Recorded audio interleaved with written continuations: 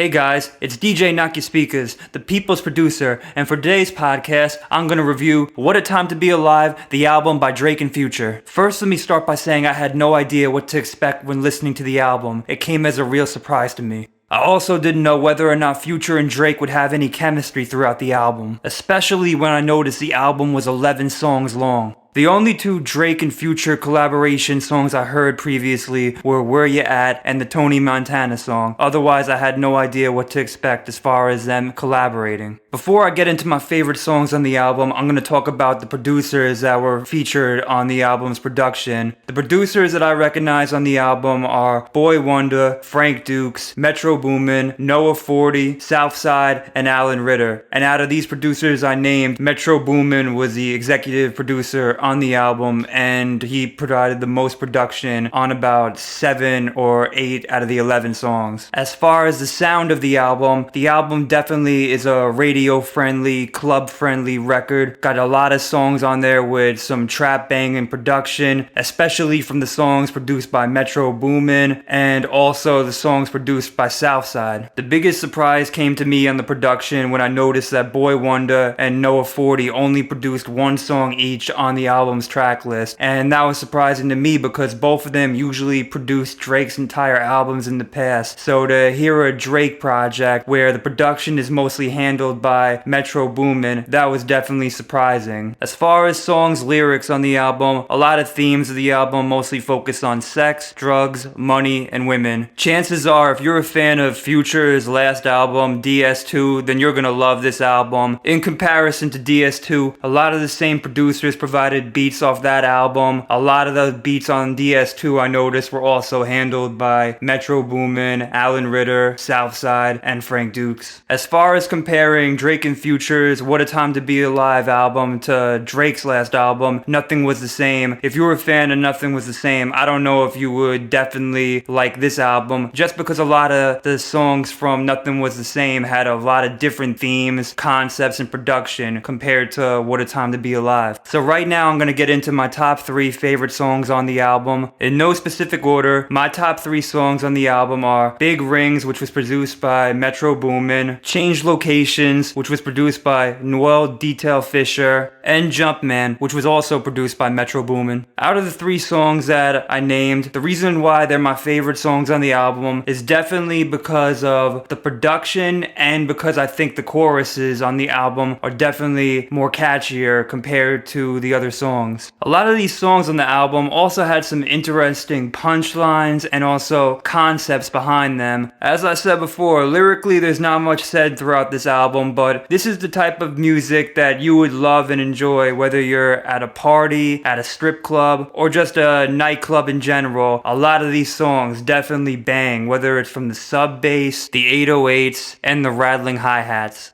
As far as the pros and cons of this album, a pro would definitely be that this album makes great party music or background music. Whether you're working out at the gym or you just need some music to make you pumped, then this album may be the album for you. As far as cons on the album, I would say that this album feels more like a Future featuring Drake rather than a collaboration album. Both Drake and Future have their moments, don't get me wrong, but as far as the styles that both of them have, I feel like they're both two total opposite styles and both lyrically opposite. Production of this album being a major disappointment for me, just because I thought that Boy Wonder and Noah 40 would contribute more production to the album. From listening to all of Drake's previous albums, I always enjoyed the soulful production, whether it was from 40 or Boy Wonder. A song that had potential to make my top 3 from the album, I would give an honorary mention to the 30 for 30 freestyle. The reason I give that song an honorary mention was because of Drake freestyling over the Noah 40 production. Sound very soulful. I really enjoyed the piano keys used throughout the production, and I also like the fact that Drake addressed the situation with the feud against Meek Mill. Another song that stands out that also seems out of place to me is the Future song Jersey. I really don't understand why both Drake and Future put solo songs songs on this album. When you eliminate both Jersey and the 30 for 30 freestyle, you really only have 9 songs in total that Drake and Future collaborated on. This album feels more like an EP